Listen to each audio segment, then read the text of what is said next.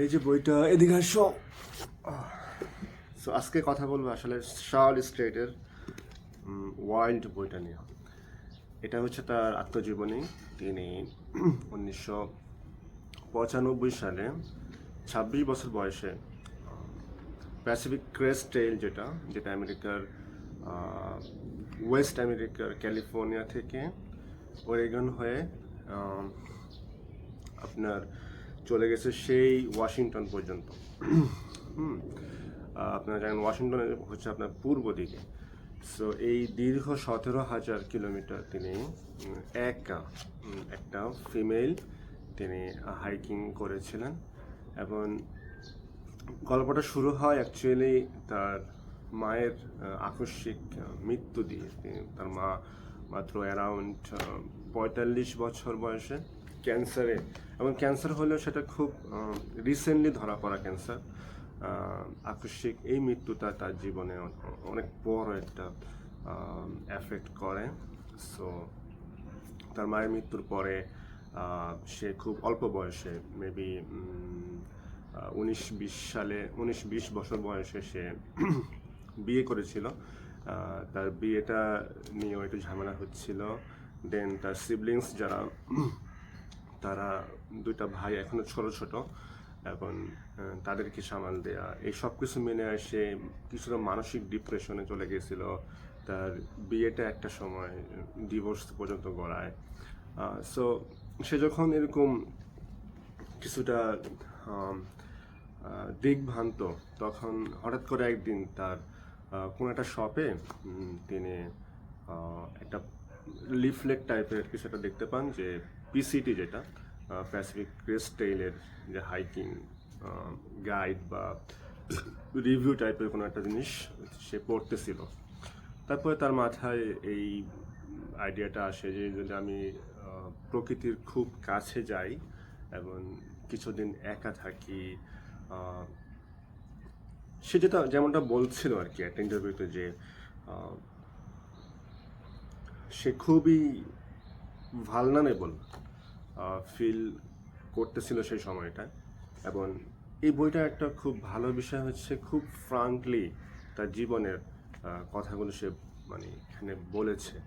আত্মজীবনীগুলি হয় কি, যদি খুব ফ্রাঙ্কলি বলা হয় তাহলে সেগুলো খুব মানে পড়তে খুব ভালো লাগে আর কি। সো সে বলতেছিল যে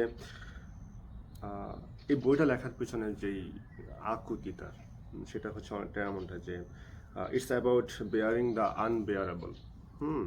যেটা একটা স্পেসিফিক মানুষকে ইউনিভার্সাল করে ইন এ ওয়ে দ্যাট, যে প্রত্যেক মানুষের জীবনে কিছু না কিছু সমস্যা, কিছু না কিছু কষ্ট থাকে।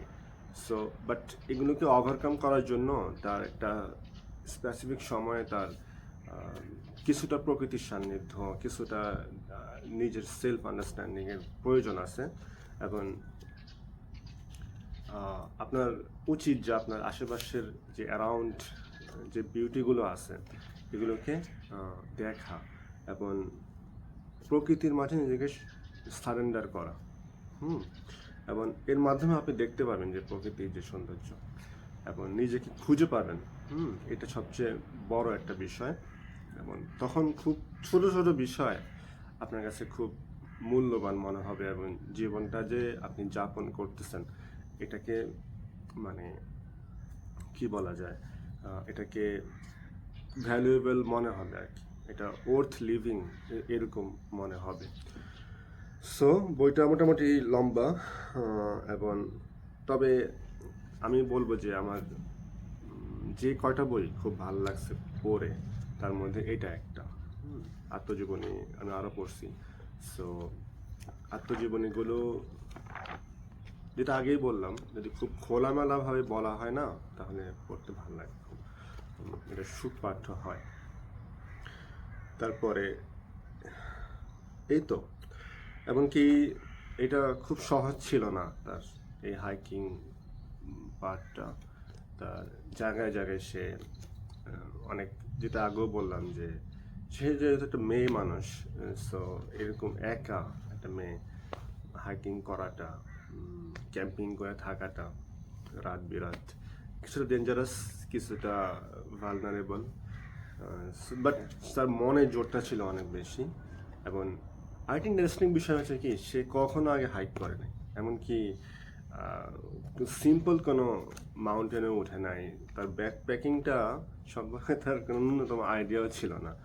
সে এত কিছু আহ, জমা করেছিল যে সে তার ব্যাকপ্যাকটা উঠাতে পারতেছিল না প্রথম অনেক দিন। তারপর সে বাই দ্য টাইম সে অনেক কিছু শিখতে পারে, সে অপ্রয়োজনীয় জিনিস ফেলে দেয়, ব্যাকপ্যাকটা অনেক কম্প্যাক্ট করে। তারপরে সো ইটস কাইন্ড অফ অনেকটাই মনের জোর ছাড়া আসলে এত বড় কাজটা করাটা একটু ডিফিকাল্ট। সো আমি প্রেফার করব এই বইটা, অবশ্যই একটা পাঠযোগ্য, এবং এটা নিউ ইয়র্ক টাইমসের বেস্ট সেলার, তো অবশ্যই পড়তে পারেন। খুবই স্মুথ লাগছে আমার কাছে, মানে ধারাবাহিকতাটা, এবং খুবই সুপাঠ্য এক কথায় বলা যায়।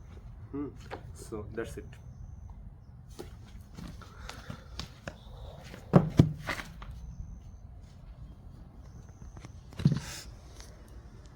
আপনাদেরকে একটা অ্যারাউন্ডটা দেখাই।